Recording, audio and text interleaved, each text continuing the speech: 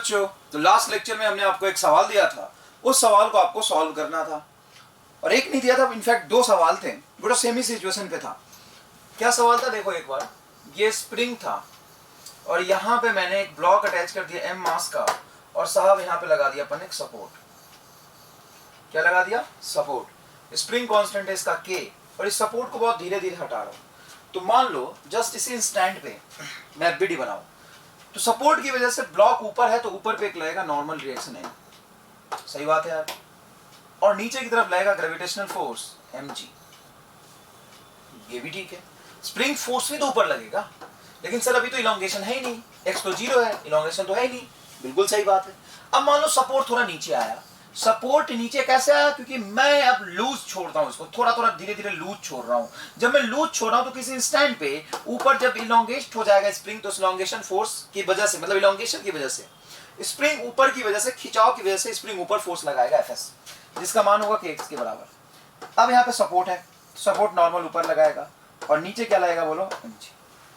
मैं थोड़ा और लूज छोड़ूंगा तो ऊपर Fs प्लस नॉर्मल और नीचे mg। तो किसी भी इंस्टेंट में जब तुम इक्वेशन लिखोगे तो ऊपर की तरफ जो फोर्स है n है, ऊपर की तरफ बोलो फोर्स क्या है? n है। नीचे की तरफ क्या है? mg है। और एक ऊपर की तरफ और है kx। तो लिखोगे n प्लस kx बराबर g। अब mg का मान तो नियत है, देखो ये तो बदल नहीं सकता। क्यों सर? क्योंकि mg द्रव्यमान तो नियत ही है, कांस्टेंट रहेगा, तो ये नियत है। और धीरे धीरे तुम बोल रहे हो कि जैसे जैसे स्प्रिंग खिंचता जाएगा x बढ़ेगा तो kx बढ़ेगा। और यहाँ पे नॉर्मल, जब तुम कह रहे हो कि ये नियत है तो इन दोनों का सम नियत होना चाहिए। kx बढ़ा है तो नॉर्मल घटेगा, और ऑब्वियस सी बात है अगर मैं धीरे धीरे लूज छोड़ता जाऊंगा तो मेरे हाथों से ऊपर लगने वाला नॉर्मल रिएक्शन कम होता जाएगा। अब जैसे नीचे लाता जाऊंगा n कम होता जाएगा, कम होता जाएगा, और एक किसी क्षण पे आके हो जाएगा 0। अब जैसे ही नॉर्मल 0 हुआ, जैसे ही नॉर्मल 0 हुआ, उस क्षण पर kx मैक्सिमम हो जाएगा। अरे भाई ये बढ़ रहा है, घट रहा है, बढ़ रहा है, घट रहा है, घट घट के कब कितना हो जाएगा? 0। जब ये शून्य 0 तो ये मैक्सिमम, तो kx maximum is equal to mg। x maximum की वैल्यू आ गई mg बाई k, मतलब x मैक्सिमम की वैल्यू क्या आ जाएगी? mg by k। ये आपका आ गया आंसर। मैक्सिमम इलॉन्गेशन स्प्रिंग में कितना हो सकता है? वो हो सकता है सर mg बाई k। बताओ कोई समस्या इसमें? नहीं, बिल्कुल सही बात है। अब नेक्स्ट देखो दूसरा सवाल। अच्छा सॉरी, स्क्रीन पॉज करके लिखो तो सही, ये लिखो भैया। अब दूसरा सवाल देखो। दूसरे सवाल में अपन ने क्या किया था कि स्प्रिंग लगाया था और एम मास के ब्लॉक को अटैच करके यहाँ पे सपोर्ट लगाया हुआ था। तो यहीं पे अगर मैं रेफरेंस मान लूं तो पोटेंशियल एनर्जी हो गया 0। पोटेंशियल एनर्जी क्या हो गया बेटा? 0। स्प्रिंग पे ऊपर लग रहा होगा स्प्रिंग फोर्स kx, ऊपर लगा होगा नॉर्मल n, और नीचे लग रहा होगा mg। अभी kx का मान 0 होगा वैसे। अब अचानक से मैंने सपोर्ट हटा लिया, तुरंत से ये पे सपोर्ट हटा दिया। जैसे सपोर्ट हटा दिया तो नॉर्मल इंस्टेंटेनियसली क्या हो जाएगा? 0। अब ये भागेगा तो तुम देखोगे तो ये तुरंत से अचानक से स्पीड गेन कर लेगा, स्पीड अप हो जाएगा और खिंचता जाएगा। अब तुम ध्यान से देखो, जैसे तुमने छोड़ दिया तो अभी mg का मान ज्यादा रहा होगा, और ऊपर kx तो 0 ही था अभी यहाँ पे। अरे जब जैसे तुमने हटाया तो नॉर्मल 0, तो ऊपर लग रहा है kx, नीचे लग रहा है mg। अब इलॉन्गेशन 0 था तो kx क्या होगा? 0, और तुमने सपोर्ट हटा लिया तो नॉर्मल भी 0। ले नॉर्मल 0, kx 0, दोनों 0। तो नीचे क्या लग रहा है? mg की वजह से नीचे रफ्तार में भागेगा। ओहो हो सर, रफ्तार में एकदम तेजी में भागता जाएगा, और उसकी स्पीड बढ़ती जाएगी जब तक mg का मान ज्यादा रहेगा और ऊपर kx कम रहेगा। अरे पहले थोड़ा खींचेगा तो थोड़ा kx लगेगा, स्पीड बढ़ता जाएगा। किसी इंस्टेंट पे mg बराबर kx हो जाएगा, जैसे पहले हुआ था ना mg बराबर kx। लेकिन वहां तक आते आते ये कुछ स्पीड गेन कर चुका होगा, बेग आ चुका होगा। उस बेग से नेट फोर्स 0 हो गया, लेकिन बेग आ चुका है, तो गति के अवस्था में आ जाएगा तो भागता रहेगा, नीचे की तरफ भागता रहेगा। नीचे की तरफ भाग के मान लो कहीं यहाँ पे पहुंचा, नीचे की तरफ भागता मान लो कहीं यहाँ पे पहुंचा, यहाँ पे आ गया। अब नीचे जैसे ही जाएगा तो kx बढ़ेगा, mg घटेगा, तो ऊपर की तरफ बल बढ़ गया। ऊपर की तरफ जो kx है वो बढ़ गया बहुत ज्यादा, और नीचे mg कम है, तो ऊपर का बल जैसे ही बढ़ेगा तो ये धीरे धीरे बेग कम होने लगेगा, और फाइनली मैक्सिमम इलॉन्गेशन पे इसका बेग क्या हो जाएगा? 0। बेग 0। तो यहां से यहां तक तुम्हारा मैक्सिमम इलॉन्गेट है। अब इस x मैक्स का वैल्यू में निकालना है, तो initially potential energy plus kinetic energy का जोड़ बराबर final kinetic energy plus potential energy के जोड़ के बराबर होगा। तो इनिशियल के प्लस पी बराबर फाइनल के प्लस पी। काइनेटिक एनर्जी बोलो इनिशियल क्या था, zero, spring potential zero, gravitational potential zero, यहाँ पे रेफरेंस माना था। फाइनली जब यहाँ पे पहुंचेगा तो बेग जीरो, फिर से kinetic energy zero, potential energy हो जाएगा mgx plus spring potential energy हो जाएगा हाफ के एक्स स्क्वायर। तो mgh माइनस में आएगा, क्यों तुम बताओ? डिफरेंस पॉइंट यहां माना है, x नीचे गया तो माइनस mgx, माइनस mgx को इधर ले आओ तो plus mgx is equal to half k x square. तो x x कटेगा तो 2mg is equal to k x, तो x is equal to 2mg by k. पहले की तुलना में डबल इलोंगेशन, पहले की तुलना में डबल इलोंगेशन। समझ में आया कि नहीं है? जो जब अपन इसको बहुत धीरे धीरे छोड़ते हैं तो इलोंगेशन होता है mg बाई के, और अचानक से छोड़ देंगे तो 2mg बाई के। तो ये आपको याद रखना है, ठीक है? स्क्रीन पॉज करके लिखिए। नेक्स्ट देखिए, स्क्रीन पॉज करके लिखिए आराम से। नेक्स्ट देखिए, अब आपका नेक्स्ट ऊर्ध्वाधर वृत्तीय गति।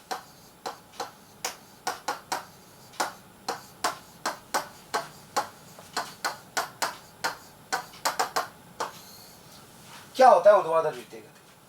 तो साहब ऊर्ध्वाधर वृत्तीय गति होता है कि एक अपन यहाँ पे रस्सी लिया, रस्सी से ओ पे अटैच कर दिया, एल लेंथ था, यहाँ पे m द्रव्यमान का एक वस्तु बांध दिया और उसको मैंने आगे की तरफ v0 वेलोसिटी से फेंक दिया। जैसे मैंने आगे की तरफ v0 वेलोसिटी से फेंका तो सर ये वाला फेंकने वाला काम तो आपने पहले भी किया था। तो हाँ पहले भी किया है, बट किताबों में ये एक टॉपिक की तरह इसलिए देते हैं क्योंकि इस कंसेप्ट से बहुत सारी चीजें पूछ लेते हैं। लेकिन मेरे नजर में एक टॉपिक नहीं है, एक सवाल है। सवाल क्या है तो सुनना, ऊर्ध्वाधर वृत्तीय गति एक सवाल है, मैं लिख देता हूँ, एक सवाल है, मतलब एक बढ़िया सवाल है।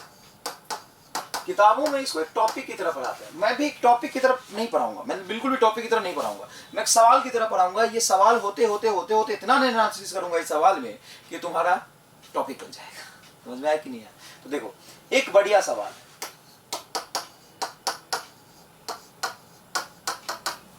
ऊर्ध्वाधर वृत्तीय गति एक बहुत ही बढ़िया सवाल है। सर इस बढ़िया सवाल में अपने को करना क्या है? बढ़िया सवाल में आपको क्या करना है, देखिए ध्यान से।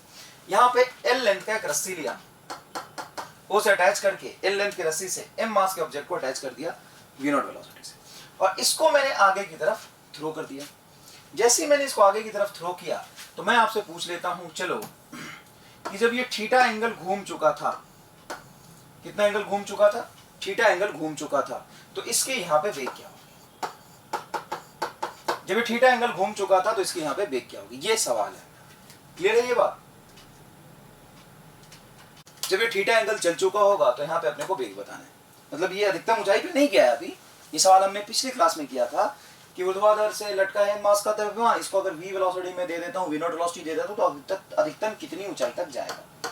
लेकिन ये सवाल अधिकतम कितनी ऊंचाई तक जाएगा ये नहीं है, ये सवाल सिर्फ इतना है कि जब ये थीटा एंगल से घूम चुका है, ये रस्सी यहाँ से अटैच्ड है, उसी समय इसका वेग क्या होगा। ये एक सवाल है। बताओ ये एक सवाल है कि एक टॉपिक? सर ये तो सवाल है। सवाल को कैसे करेंगे सॉल्व? सर सीओएमई से, यांत्रिक ऊर्जा संरक्षण का सिद्धांत से। यांत्रिक ऊर्जा संरक्षण का सिद्धांत लगा दो। बताओ यांत्रिक ऊर्जा संरक्षण का सिद्धांत क्या कहता है? यांत्रिक ऊर्जा संरक्षण का सिद्धांत कहता है सर काइनेटिक एनर्जी स्थिति गतिज ऊर्जा प्लस स्थितिज ऊर्जा इनिशियल बराबर kinetic energy plus potential energy final. जब यहाँ पे ऑब्जेक्ट था तो इस यहाँ पे पोटेंशियल एनर्जी का रेफरेंस मान लो, u0 मान लो, u क्या मान लो? 0 मान लो। तो इसकी पोटेंशियल एनर्जी क्या हो जाएगी? इसकी पोटेंशियल एनर्जी हो जाएगी माइनस mgl। काइनेटिक क्या हो जाएगा? प्लस हाफ m v0 का whole square is equal to, जब ये पार्टिकल चलता हुआ कहीं यहाँ पे पहुंचा, यहाँ पे पहुंचा, तो कितना ऊंचा चला गया उससे कोई फर्क नहीं पड़ता, हमें तो यहाँ से देखना है। इससे कितने नीचे था? L पे। अब इससे कितना नीचे होगा वो हमें देखना है। तो इस L का ऊर्ध्वाधर घटक L cos थीटा, तो L cos थीटा ये नीचे है, तो सिंपल L cos थीटा नीचे है, तो अपन लिख सकते हैं minus mgl cos theta plus half m v square. यहाँ पे स्पीड आ जाएगी इसकी, m से m से m से m कैंसिल, ठीक है ना बेटा?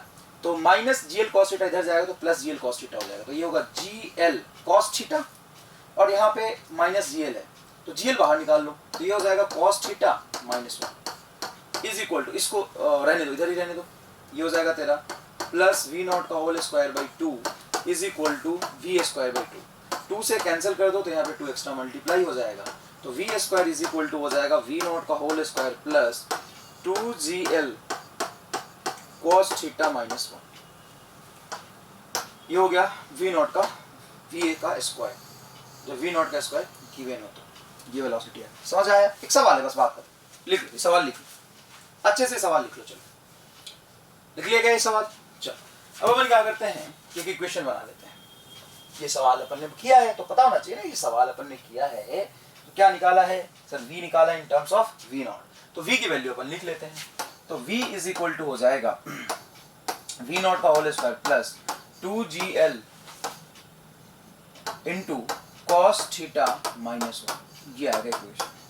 चलो v इज इक्वल, सॉरी यहाँ पे स्क्वायर है, v square is equal to v not का whole square plus 2gl cos theta minus 1। अच्छा अगर मैं आपसे एक सवाल पूछूं कि यहाँ पर तनाव बल का मान कितना होगा, तनाव बल, इसमें रस्सी में तनाव होगा ना साहब, इस तनाव बल का मान कितना होगा ये बता दो, ये तनाव का मान बताओ, तो क्या करोगे, इसका एफबीडी बनाओगे। तो मैंने आपको सर्कुलर डायनामिक्स पढ़ाया था, मतलब वृत्तीय गति की गतिकी, तो उसमें ये बताया था कि जब भी आप वृत्तीय गति की गतिकी के सवाल करेंगे तो उसी ब्लॉक पे बैठ के सवाल को सॉल्व करेंगे, इसी ब्लॉक पे यहाँ पे बैठ के सवाल को सॉल्व कीजिए। जब इसी ब्लॉक पे यहाँ पे बैठ के सवाल को सॉल्व करेंगे तो इसका एफबीडी बनाएंगे, इसका एफबीडी बनाएंगे तो आप कहेंगे कि सर देखिए इसमें एक तो लगेगा mg नीचे, एक क्या लगेगा mg नीचे, इस तरफ एक घटक आ जाएगा mg का थीटा एंगल पे, क्योंकि ये थीटा तो ये भी थीटा होगा, mg cos थीटा, सही बात है यार। अच्छा जब तुम यहाँ पे बैठे हो तो तुम वृत्तीय गति करते हुए वस्तु पे बैठ गए तो आप एक छदम बल लगाओगे, क्योंकि आप त्वरित हो गए, छदम बल कितना होगा mv स्क्वायर बाई एल, कहाँ बाहर की तरफ, अब वेग भी है तो ये हो जाएगा mv स्क्वायर बाई एल, और अंदर की तरफ टेंशन टी, तो आप इक्वेशन लिख सकते हो कि सर टी बराबर देखो हो जाएगा mg cos theta plus mv square by L, मतलब आपने यहाँ पे वेग यूज किया, ये वेलोसिटी यूज किया है, तो आपको यहाँ पे वेलोसिटी पता होगा तभी निकाल सकते हैं यहाँ पे टेंशन का मान, यहाँ पे अगर वेलोसिटी पता है तभी निकाल सकते हैं आप टेंशन का मान। लेकिन मान लो मैंने तुम्हें ये कहा कि जब ये ऊर्ध्वाधर था तो मैंने इसको v नॉट वेलोसिटी दे दिया, अब इसे v नॉट के संबंध में यहाँ पे कितना तनाव होगा वो बताओ, मतलब हमें यहाँ की वेलोसिटी तो नहीं पता, हमें यहाँ v नॉट दिया तो यहाँ पे तनाव नहीं पूछ रहा, मैं यहाँ पे तनाव पूछ रहा हूँ, तो यार आसान है कि सर यहाँ पे जो तनाव आएगा उसमें v आएगा और ये v इसके संबंध में हमने निकाला हुआ है, तो रख दो, बढ़िया बात है, रख दो। तो चलो रखते हैं, कैसे रखेंगे देखो, t is equal to mg cos theta plus m by L, और ये जो v स्क्वायर की वैल्यू है रखो, तो v नॉट का whole square plus 2gl cos theta minus 2gl रख दिया सर। तो t बराबर फाइनली जो तुम्हारा आएगा, अच्छे से देखना, वो आएगा t is equal to mg cos theta plus m by L, अंदर ले जाओ तो ये हो गया m v नॉट का whole square by L plus l अंदर जाएगा तो ये आएगा 2g, सॉरी m भी है तो 2mg cos theta, 2mg cos theta minus फिर से ये m बाई एल जाएगा तो l से l कटेगा 2mg, ये आएगा रिलेशन, ये आएगा relation, t is equal to mg cos theta, t is equal to mg cos theta plus m v not का whole square by L plus 2mg cos theta minus 2mg, ये आएगा relation. ठीक है sir, ये आपने यहाँ पे tension निकाल लिया। अब इस टेंशन की वैल्यू को एक बार थोड़ा सा अरेंज करके मैं लिखूं, t is equal to velocity को पहले लिख लूं तो m v नॉट का whole square by L plus 2mg cos theta और mg cos थीटा, तो ये हो गया बेटा 3mg cos theta minus 2mg, ये आया टेंशन की वैल्यू, ये आया टेंशन की value. t is equal to m v not का whole square by L, t is equal to m v not का whole square by L plus 3mg cos theta minus 2mg, ये tension की value आ गई। ठीक है sir, tension की भी वैल्यू आ गई। अब क्या करें, अब हमें ये देखना है कि मान लो जब v नॉट वेलोसिटी दिया था तो यहीं पे टेंशन कितना होगा, तो सर ये पहले ही निकाल लेते ना, ये जनरलाइज रिलेशन मिल गया। अगर मुझे ये याद हो या मैं निकाल सकता हूँ तो किसी भी थीटा पे मैं एंगल निकाल सकता हूँ टेंशन। यहाँ पे वी नॉट वेलोसिटी दिया, यहाँ पे टेंशन होता कितना होगा, यहाँ पे टेंशन कितना होगा, यहाँ पे टेंशन कितना होगा, ऐसे अपन निकाल सकते हैं। तो स्क्रीन पॉज करके इसको लिखिए अच्छे से, स्क्रीन पॉज करके बेटा अच्छे से लिखिए। लिख लिया? चलो बताओ, मान लो यहां से L लेंथ के स्ट्रिंग से एक m द्रव्यमान की वस्तु को बांध दिया और इसको v0 वेलोसिटी से फेंक दिया। जब ये घूमता हुआ जाएगा तो कुछ इस तरह का पाथ फॉलो करता हुआ आएगा, ऐसे ऐसे ऐसे ऐसे ऐसे ऐसे ऐसे ऐसे। तो अब ये जब किसी थीटा एंगल पे होगा उस समय तनाव क्या होगा? जब ये 90 डिग्री बना लेगा यहाँ पे होगा तो तनाव कितना होगा? अगर मैं पोजीशन बोलता हूँ A, ये हो गई B, जब यहाँ होगा इधर चल रहा होगा उस समय तनाव कितना होगा? जब यहाँ चल रहा होगा, यहाँ वस्तु है सॉरी, v वेलोसिटी से चल रहा होगा A, B, C और D, तो यहाँ पे जब v वेलोसिटी चल रहा होगा तो तनाव कितना होगा? ये हमें कैलकुलेट करना है। सो आप कैसे करेंगे कैलकुलेट? देखो कैसे करेंगे कैलकुलेट। अपने को t का जनरलाइज रिलेशन अब पता चल गया है, तो t इज इक्वल टू लिखेंगे mv0 का होल स्क्वायर, याद करो, प्लस l, सॉरी mv0 का whole square by l plus 3mg cos theta minus 2mg। ये अब मैं a पे यहाँ पे टेंशन निकालू तो थीटा को 0 रख दूंगा। यहीं पे अगर मुझे टेंशन चाहिए और यहाँ से थीटा मेजर कर रहा हूँ ये पे, तो टेंशन एट a बोलो क्या होगा? सर थीटा को 0 रख दो। cos 0 की वैल्यू कितनी होती है? 1।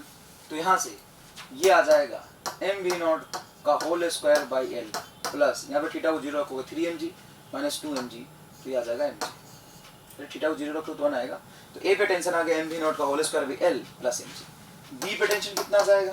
तो सर यहाँ पे थीटा की वैल्यू कितनी रखनी पड़ेगी? 90। cos 90 की वैल्यू 0, तो ये होगा mv0 का whole square by l minus 2mg, क्योंकि cos थीटा 90 डिग्री पे हो जाता है 0, तो ये आ गया। चलो थर्ड देखते हैं। थर्ड C यहाँ पे जब पार्टिकल पहुंचेगा, तो यहाँ पे जब पार्टिकल पहुंचेगा तो हमें टेंशन लिखना है। तो वहाँ पे 180 डिग्री, cos 180 डिग्री की वैल्यू होती है -1, तो ये -1 होगा तो माइनस एम 3mg और माइनस 2mg तो माइनस 5mg। तो TC इज इक्वल टू होगा mv0 का whole square by l minus 5mg। D पे टेंशन कितना होगा? यहाँ पे जब पार्टिकल आएगा तो टेंशन क्या होगा? तो D पे टेंशन होगा TD is equal to mv0 का whole square by l plus minus 2mg। क्यों? क्योंकि cos 270 डिग्री की वैल्यू थी 0, तो ये 0 तो माइनस 2mg। तो सर ये दोनों टेंशन बराबर होगा क्या? हाँ बिल्कुल बराबर हो जाएगा, बिल्कुल बराबर हो जाएगा, ठीक है ना। तो ये टेंशन की वैल्यू आ गई। अगर मैं आपसे बोलूं कि एक बात बताओ यार, TA माइनस TB कितना होगा बोलो? तो सर TA माइनस TB होगा 3mg और TB माइनस TC कितना होगा? Sir 3mg। अच्छा, TA माइनस TC कितना होगा? Sir 6mg। अच्छा, TA माइनस TD कितना होगा सर? 3mg। सर इतनी जल्दी कैसे बता रहे हो सर? रट के आए हो क्या? हाँ रट के आए, बिल्कुल रट के आए। और मैं आज रट के नहीं हूँ, सदियों से रटा हुआ है। कैसे? तुम्हें भी रटवा देता हूँ, देखो बड़ा आसान है। देखो ये है तुम्हारा A का टेंशन और ये B का टेंशन। mv0 का होल स्क्वायर bl और mv0 का होल स्क्वायर bl एकदम कॉमन है। जब तुम घटाओगे तो ये घट जाएगा, यहाँ पे प्लस mg और यहाँ पे घटाओगे इसको तो ये माइनस है और सब्ट्रैक्ट कर रहे हो तो प्लस हो जाएगा 2mg। तो mg प्लस 2mg कितना होगा? 3mg। तो यहाँ से यहाँ का डिफरेंस 3mg होता है। देखो, और इसमें से ये घटाओगे TB में से TC, तो TB माइनस TC घटाओगे तो ये कटेगा, ये माइनस 2mg और ये हो जाएगा तुम्हारा माइनस माइनस प्लस 5mg। तो 5mg में से 2mg जाएगा तो 3mg। तो देखो यहाँ से यहाँ तक का डिफरेंस 3mg, यहाँ से यहाँ का डिफरेंस 3mg, यहाँ से यहाँ का डिफरेंस 3mg, यहाँ से यहाँ का डिफरेंस 6mg। सबसे ज्यादा टेंशन कहाँ पे होता है? तो सबसे ज्यादा जो टेंशन होता है ये मैक्सिमम टेंशन होता है ए पे, और मिनिमम टेंशन कहाँ होगा? ए पे। ए पे सबसे ज्यादा टेंशन यहाँ पे होगा टी पे, और मिनिमम टेंशन कहाँ होगा? यहाँ पे सी पे। सी पे मिनिमम टेंशन होगा, टी मिनिमम एट सी। बी पे और डी पे टेंशन मिड में होगा। तो इसमें कई बार आपसे सवाल पूछते हैं कि एक रस्सी से वस्तु को बांध दिया, उसको ऐसे घुमा दिया, तो रस्सी टूटने की प्रोबेबिलिटी सबसे ज्यादा कहाँ पे होगी? रस्सी टूटने की प्रोबेबिलिटी सबसे ज्यादा बॉटम पॉइंट पे होगी, नीचे। क्यों सर? नीचे रस्सी टूटने की प्रोबेबिलिटी सबसे ज्यादा क्यों है? क्यों? नीचे टेंशन मैक्सिमम होता है।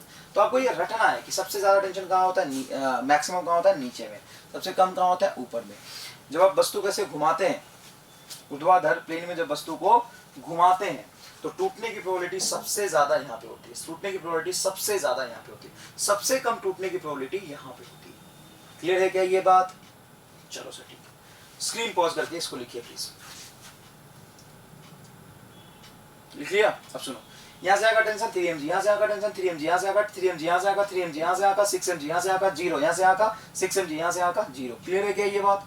बहुत बढ़िया। चलो सर नेक्स्ट, अब तुमसे बोलेगा कि ऐसे सवाल में मतलब ऊर्ध्वाधर वृत्तीय गति में एल लेंथ की रस्सी से m द्रव्यमान का वस्तु बनता है, v नॉट का न्यूनतम मान बताएं ताकि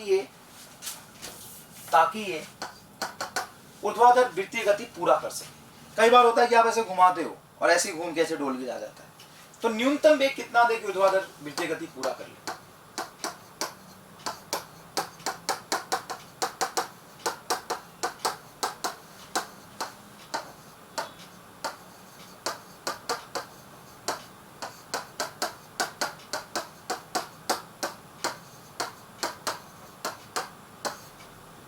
न्यूनतम वेग का मान बताएं ताकि ये ऊर्ध्वाधर गति पूरा कर ले, ऊर्ध्वाधर वर्टिकल सर्कुलर मोशन पूरा कर ले। तो आपने v नॉट वेग दिया, ऐसे आया घूमते हुए, ऐसे ऐसे घूमते घूमते घूमते घूमते यहाँ आया। तो यहाँ पे ध्यान से देखिए कितना वेग दूं कि पूरा कर ले। इसके लिए कंडीशन ये कि इसका कम से कम मुझे मैक्सिमम हाइट तक पहुंचा दूं। एक बार मैक्सिमम हाइट तक पहुंचा दूंगा तो क्या पता घूमते हुए आ जाए, है ना। तो कंडीशन एक्चुअली मैक्सिमम हाइट पे डिफाइन करते हैं, यहाँ तक पहुंचना चाहिए।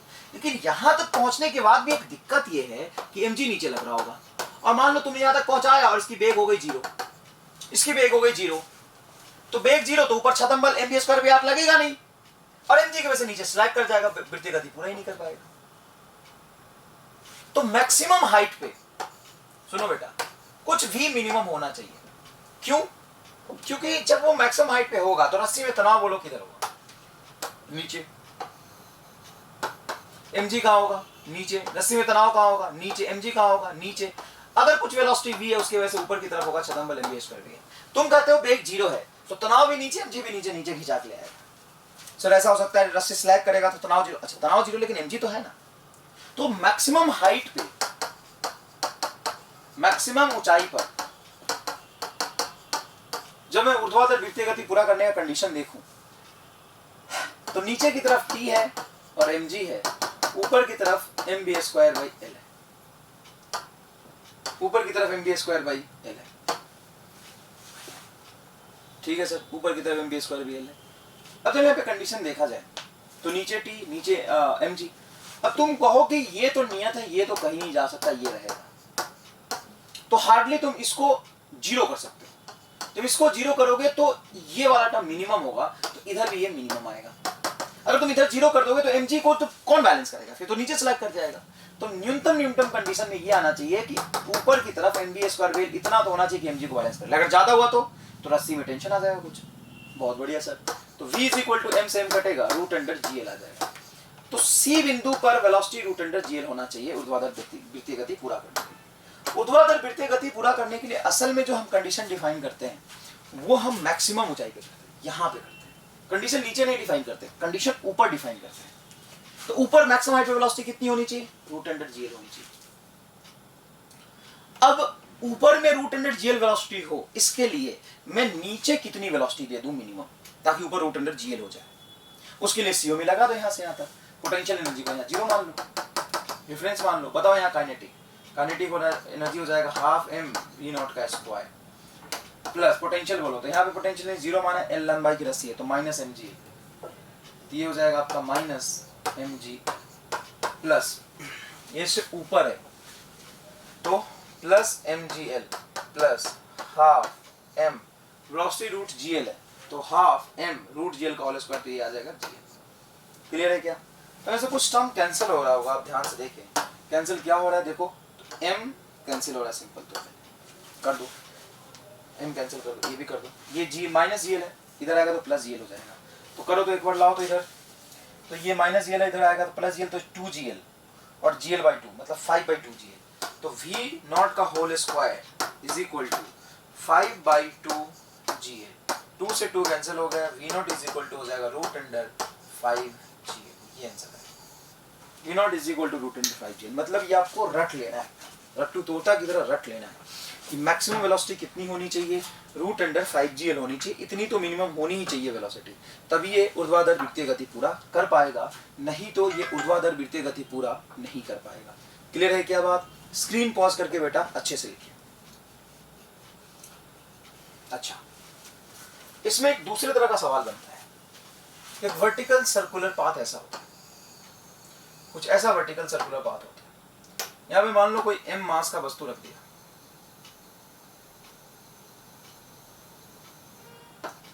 और इसको आगे की तरफ v0 वेलोसिटी दे दी। घर्षणहीन सतह है, म्यू की वैल्यू बताओ क्या है, 0, म्यू की वैल्यू 0, इसको आगे की तरफ v0 वेलोसिटी दे दिया। तो अब हमसे पूछा है कि साहब बताइए कि v0 वेलोसिटी दे दिया तो इसको कितनी मिनिमम वेलोसिटी v0 दूं, सर्कुलर पाथ का रेडियस है यार। देखो ना, वर्टिकल सर्कुलर ट्रैक है, मास का वस्तु, रस्सी से नहीं बनना, m मास का वस्तु है, इसको m कैसे लिखा जाए, बढ़िया तरीके से लिखो, चलो देखो m दिखेगा है ना। तो ये मिनिमम कितना होना चाहिए, न्यूनतम मान बताएं, v0 का न्यूनतम मान बताएं।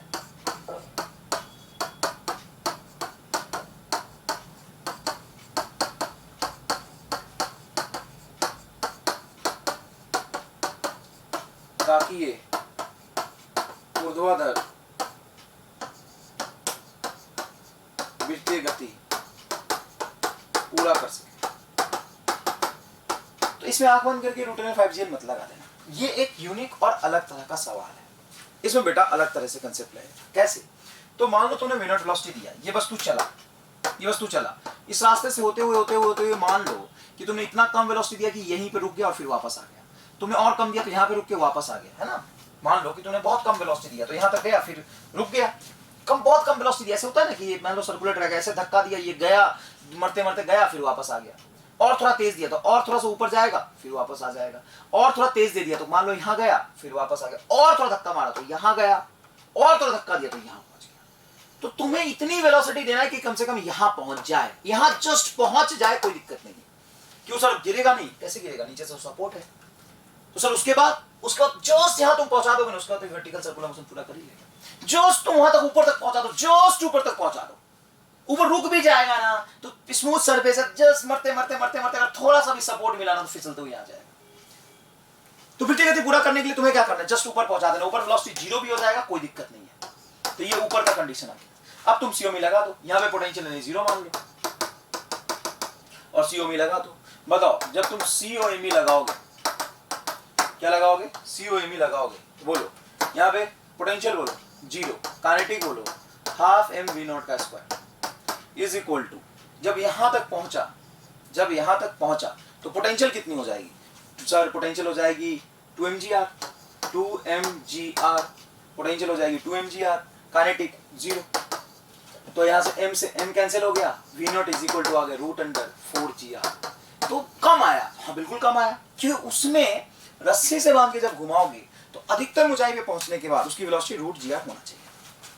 अधिकतम ऊंचाई पे पहुंचने के बाद उसकी वेलोसिटी रूट gr होना चाहिए था।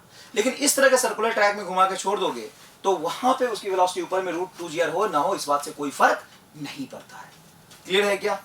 चलिए स्क्रीन पॉज करके देखिए। एक सवाल यहां पे और बनता है, जैसे मासलेस छड़ ले लिया, द्रव्यमानहीन छड़, पहले अपने रस्सी लिया लेकिन एक द्रव्यमानहीन छड़ ले लिया मान लो, और इसको यहां पे अटैच कर दिया।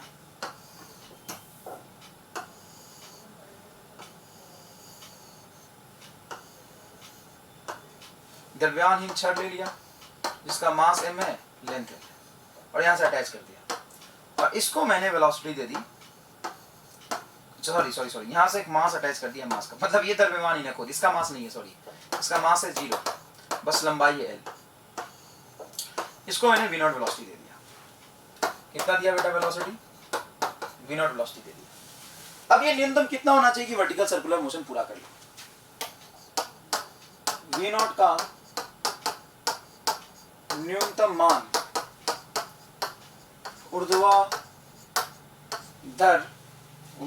ऊर्ध्वाधर वृत्तीय गति पूरा करने के लिए।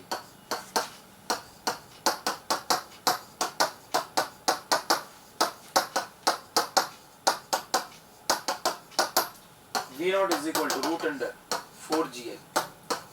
क्यों सर? तो रस्सी नहीं है बेटा, ये छड़ है, और रस्सी और छड़ में क्या फर्क होता है? रस्सी और छड़ में यही फर्क होता है कि जब आप इसको घुमाएंगे तो ऊपर में मान लो वेलोसिटी 0 हो जाए, तो रॉड है, छड़ है, स्लैग तो नहीं हो सकता, तो पूरा घूम के फिर यहाँ पे आ जाएगा। लेकिन यहीं पे अगर रस्सी होता तो रस्सी लूज पड़ जाता है, वो स्लैग कर जाएगा, तो वहां पे रस्सी में √5GL और इसमें होगा तो √4GL। समझ आया क्या ये बात? स्क्रीन पॉज करके इसको अच्छे से लिखिए। नेक्स्ट देखिएगा बेटा, एक बढ़िया सवाल करते हैं। ऐसा एक सवाल पूछते हैं, ये ट्रैक बना दिया, ऐसा ट्रैक बना दिया जिसका त्रिज्या है r, और यहां से h ऊंचाई से एक m द्रव्यमान की वस्तु को मुक्त करते हैं। कितने द्रव्यमान की वस्तु को? m द्रव्यमान की वस्तु को अपन ने मुक्त किया। m द्रव्यमान की वस्तु को अपन ने मुक्त किया तो उसकी वेलोसिटी क्या हो गई? 0। उसको रिलीज किया अपन, उसकी वेलोसिटी 0 हो गई। ठीक है सर, उसकी वेलोसिटी हो गई साहब 0, यहाँ से रिलीज किया। अभी h ऊंचाई से मैंने इसको रिलीज किया, धीरे धीरे भागता भागता भागता भागता भागता भागता आएगा, और हो सकता है कि यहाँ तक ना पहुंच पाए, या हो सकता है यहाँ तक पहुंच के पूरा कर ले, है ना। तो आपसे सवाल पूछा है h तथा r में संबंध बताएं, संबंध बताएं यदि m द्रव्यमान का वस्तु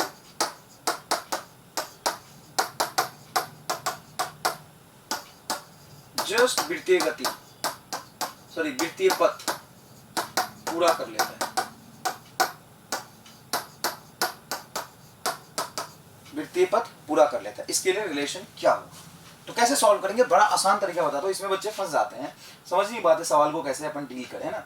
बढ़िया एक तरीका बताऊंगा आपको मैं। देखो, जैसे वस्तु यहां से गिरता हुआ आया, यहां से गिरता हुआ आया, यहां पहुंच गया। अब यहां पे इसकी कुछ वेलोसिटी होगी, जो वस्तु गेन करेगा h ऊंचाई से गिर के। अब ये कितना आगे गया उस बात से फर्क नहीं पड़ता, कितना नीचे गया इस बात से फर्क पड़ता है। तो इसको वेलोसिटी मिलेगा कितना? बताओ, मिला कितना वेलोसिटी इसको? √2gh कितना वेलोसिटी इसको मिला? ठीक है, √2gh वेलोसिटी मिला। और ये वृत्तीय पथ पूरा करने के लिए इसको यहाँ पे एक्चुअल में वेलोसिटी चाहिए कितना होता है? बताओ, चाहिए कितना? चाहिए कितना? यहाँ पे चाहिए कितना?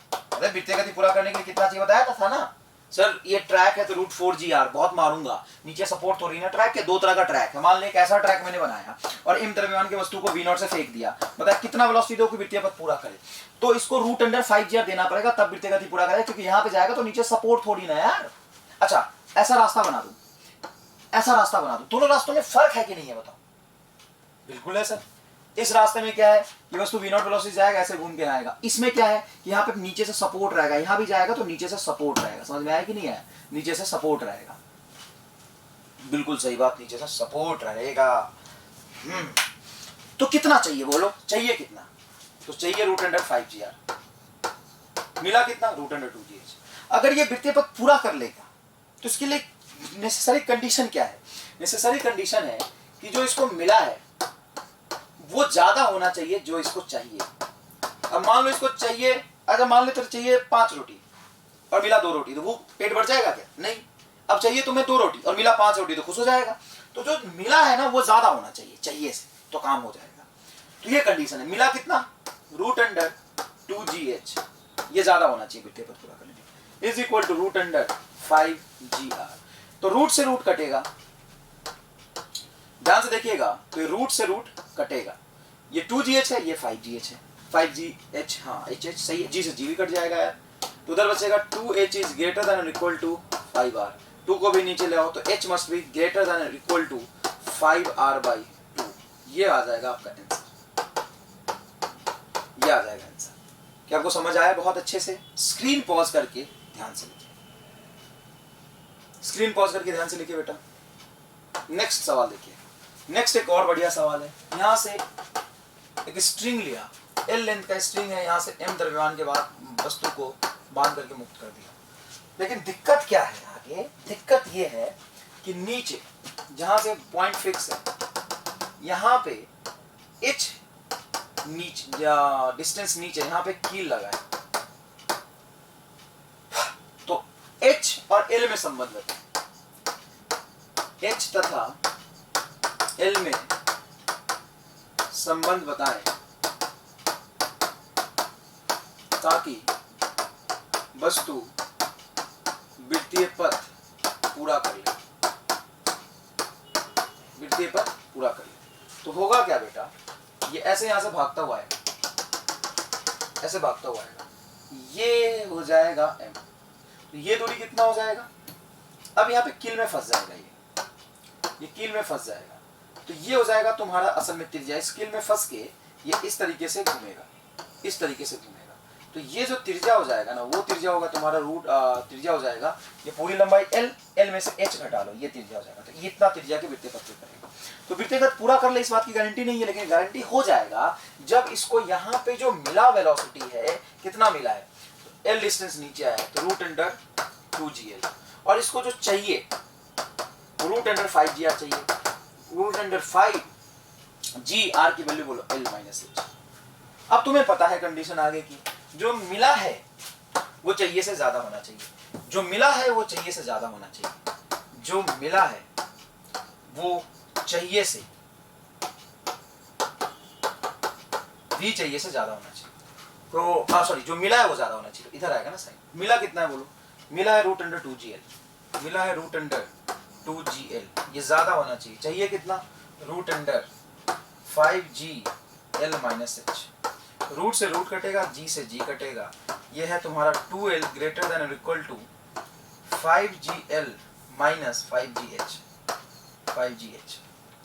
तो 5gh को इधर लाओ, 2l को इधर ले जाओ, तो ये हो जाएगा 5gh, ये g यहाँ भी था यार, g से g काट लिया ना तूने, तो क्यों लिखा, 2l is greater than 5l-5h, 5h इधर आएगा, 2l को उधर ले जाओ, तो 5h ग्रेटर देन और equal to 3l, h must be greater than और इक्वल टू 3l/5, ये आंसर आ 3l/5।